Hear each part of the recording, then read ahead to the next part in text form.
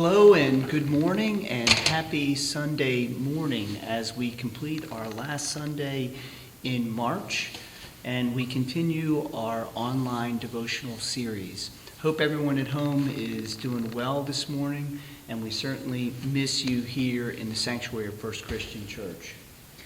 You know, we all know the story about Jesus going into the wilderness to pray, and we understand this concept of leaving the group to go to a place of solitude, to go to a place of meditation, devotion.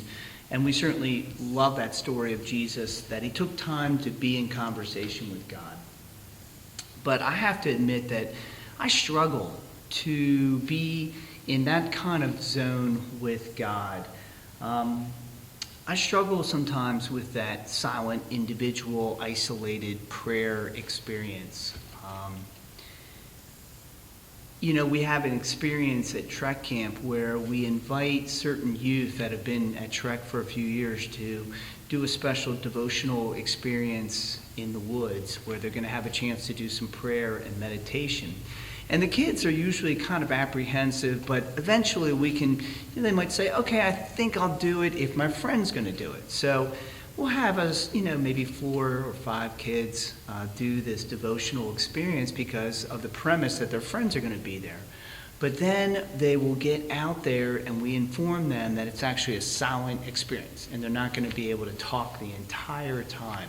And when that happens, you can see the fear and anxiety, because the youth, I don't think, are used to ever being in the proximity of another person and being silent. And I notice even as the leader, I'll be on that hike and I'll be thinking in my mind, if I could say some words right now, this is what I would say, these are some suggestions I would make. And even in my situation, I struggle because so much of what we do is about community. It's about being connected one to another. So, here we are, 17 days that we've been isolated from one another, and it's been a long time because for many of us, and maybe you're like me, I love people. I love the looks on people's faces. I love the way that people react to one another. When I think about this table, I think about looking out and seeing all the faces in the sanctuary, faces gathered around this table. I understand God's grace and God's joy through the experience of being in and around other people. Of course, I'm a person who loves a hug, and I love a hand on the shoulder, and I love someone who gives me a pat on the back. I love that kind of contact points that we have one with another. And for me, that's part of the experience of what church is. When I think about singing, I think about how our voices blend together, how we become a community together in the act of worship. So it's hard for me to maybe think about how we're going to continue to do all these spiritual practices as we do them isolated from one another. I think a little bit about how this worship space becomes a public space with kids on Sunday nights running out in the front yard playing games. I think about the youth downstairs fidgeting in a youth meeting. I think about how we're in a Sunday school class and people are fielding questions or comments.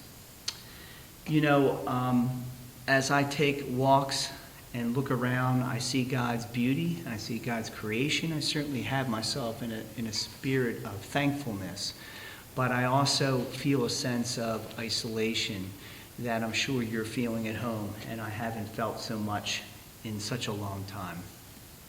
I guess when we face crisis like this, we ask ourselves, well, how should we deal, and what should we do, and how should we cope with something like this? And I think the normal answer is go to the Bible, and that seems to be what we're supposed to do. And in the case of this kind of situation, I found myself being pushed to revisit one of the Old Testament prophets, and this prophet was named Ezekiel. And his story is kind of interesting because he was one of the first wave of prisoners taken by the Babylonians back to Babylon. And so he was in this foreign land and got news of the fact that the Babylonian army had destroyed the temple. And this was really difficult news for Ezekiel and the Jews that were there in Babylon, because the Jewish people understood the temple really more like God's home, the place God lived, the place God dwelled. You went to the temple to experience God, to feel God, to worship God. The experience of God was really centered in and around the temple. And so he found himself in this foreign land. He heard news of the temple being destroyed, and certainly there was a deep sense of abandonment for him. We can kind of get a sense of what it was like for them when we can read from Psalm 137 these famous words, "By the rivers of Babylon, where we sat down, and there we wept when we remembered Zion. On the willows there we hung up our harps, for there our captives asked us for songs, and our tormentors asked us for myrrh, saying, 'Sing us one of the songs of Zion.' But we could not sing the Lord's song in that foreign land." You know, there's a story that was told to me about a church I served in Richmond, Kentucky. And the story is told like this, that they had a beautiful cathedral church, and it has a huge stained glass window of Jesus. And the sanctuary was being painted, and there was a fire that broke out in the sanctuary one evening, late at night. And some of the neighbors identified that the church was on fire, and everyone ran out into the street. And they were all staring at this huge stained glass window with the backlit of all this flame, and it was just making these amazing colors, and there was Jesus right there in this huge stained glass window. And as everyone stood there watching, the way the story was told, suddenly the window just exploded, and it sent all that glass just showering out over all the people standing there. And, you know, I can't even imagine a moment like that, just how devastating and sad something like that would be. And, you know, I don't really know what happened next. I never heard the next step in the story, but I can speculate that someone gathered together the elders and the leaders of that church, and someone figured out how to start a fund, and someone figured out how to hire an architect, and someone figured out 40 years later how to hire me at that church. You know, I sat there and worshiped for many Sundays in a beautiful sanctuary under another beautiful stained glass window, and I watched those colors dance in the sun, maybe just like they had so long ago. And I loved that experience, knowing that that church figured out how to move forward, how to make those next steps, whatever that looked like for them. You know, for the prophet Ezekiel, he had to figure out what was going to happen in his situation in Babylon. And what we're told in the first couple chapters of that book is he closed his eyes and God gave him a vision. And the vision involved these wild animals and these really kind of crazy contorted thoughts and visions. But part of the takeaway from that vision was this sense of God's throne on wheels rolling out into the heavens and towards Ezekiel. This idea that God was leaving the house, God was on the move, God was coming. And, you know, that would have been a really crazy concept for Ezekiel to think, like, God is coming to me.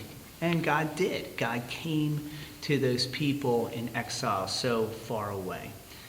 And as, you know, that promise was realized for Ezekiel so long ago, we kind of see that same promise revisited by Paul in a beautiful passage from Romans, where Paul says to us, "Nothing in all creation can separate us from the love of God."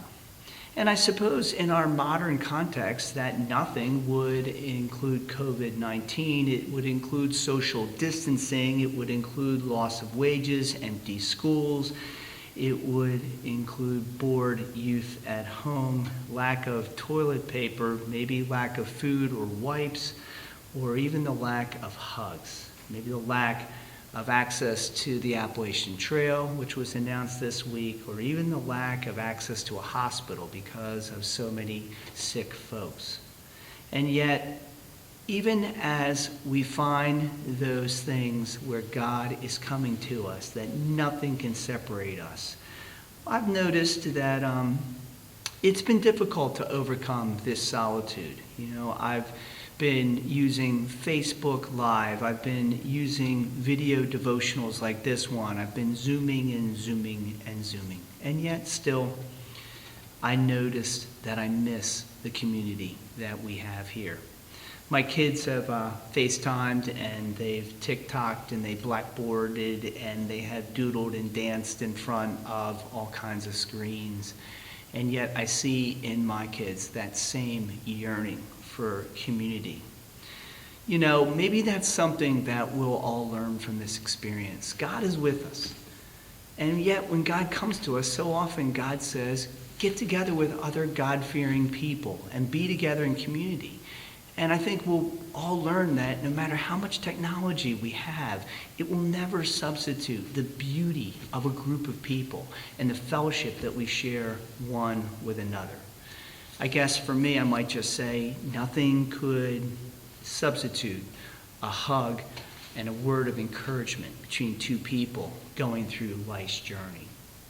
So God is on the move and God is with us. And also, there is certainly no replacement for the comfort of humanity, one with another.